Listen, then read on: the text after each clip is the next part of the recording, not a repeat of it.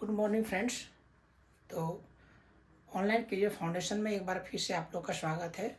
आज जो हम बताने जा रहे हैं, आप लोग शायद ही कहीं पर देखे होंगे, जो कि जैन धर्म का स्थापना के बारे में हर कोई जानते हैं कि ऋषभदेव ने किया था। लेकिन उस ऋषभदेव के बारे में सारा जानकारी प्राप्त आज आप यहाँ से कर सकते हैं, है ना। क्योंकि इसके बारे में बहुत ही कम जानकारी मिलती है आपको। ज़्यादातर आपको इसके 24वें तीर्थंकर जो थे आपके महावीर, उनके बारे में ज़्यादा जानकारी मिलता है। लेकिन ये जो है, इनके बारे में आप आज जानकारी ले लें तो आपको बहुत ही अच्छा लगेगा कि ये ऋषभदेव जो थे प्रथम तीर्थंकर थे जैन धर्म का, और ये संस्थापक थे, ये आप जानते ही हैं। इसे आदिनाथ कहा जाता है क्योंकि सभी नाथों में सबसे अगर सबसे पुराना अगर है कौन, तो ये ऋषभदेव ही है।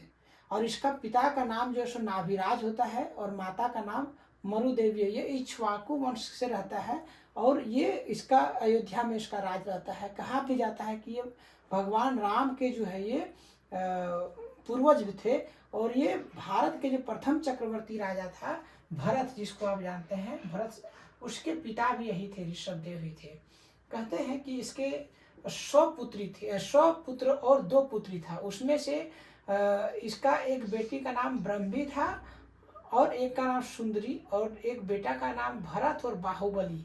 ये बाहुबली ही देखिए कि जो अभी गोमतेश्वर का मूर्ति जो है आपका, गोमतेश्वर का जो मूर्ति है, ये बाहुबली जो है इन्हीं के बेटे का है। देखिए, ये भारत के प्रथम चक्रवर्ती राजा भरत के पिता थे। और ये गणित और ब्राह्मी लिपि का भी देन इसी को कहा जाता है कि जो गणित और ब्राह्मी लिपि का जो देन है, ये ऋषभदेव का ही देन है। इनका जन्म इक्ष्वाकु वंश में अयोध्या में हुआ था, मैंने बताया था।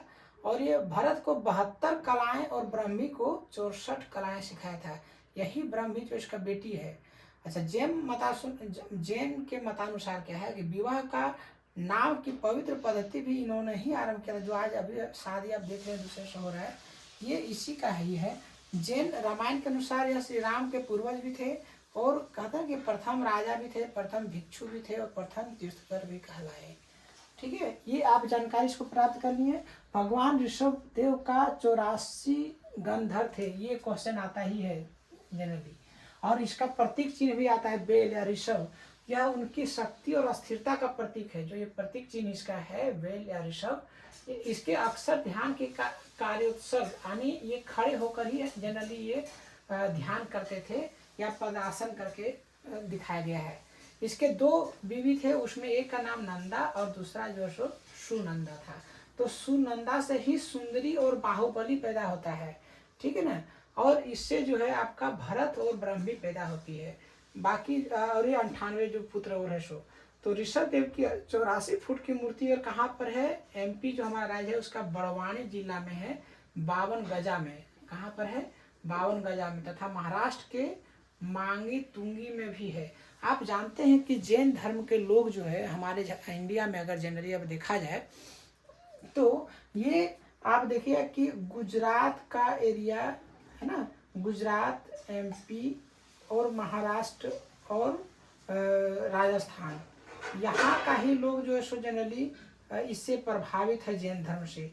ज़्यादातर लोग आपको इसी एरिया में आपको मिलेगा, वो भी एमपी में। कहाँ पर, ये जो गुजरात से सटा हुआ बॉर्डर है, राजस्थान जो गुजरात से सटा हुआ बॉर्डर है, महाराष्ट्र जो गुजरात से सटा हुआ है, यहाँ पर आपको बहुत ज़्यादा जैन धर्म का लोग मिलेंगे। तो इसका मूर्ति भी यहीं पर आपको देखने को मिलता है। उदयपुर भी आप देखिएगा कि ये गुजरात से सटा हुआ है। तो इसमें भी एक प्रसिद्ध शहर है ऋषभदेव के नाम पर ही, और वहाँ भी इसका 108 फुट की मूर्तिमाँ बनाई गई है, जिसे जैन धर्म के साथ साथ भील जनजाति के लोग भी पूजा करते हैं। भील जनजाति आप जानते हैं कि ये छत्तीसगढ़ में मिलता है ना, छत्तीसगढ़ में भी मिलता है, एमपी में भी मिलता है, महाराष्ट्र में भी मिलता है और राजस्थान में भी मिलता है। और ये सबसे इंडिया का सबसे ज़्यादा पॉपुलेशन वाला जनजाति, यानी भील सबसे बड़ा जनजाति भी है इंडिया का।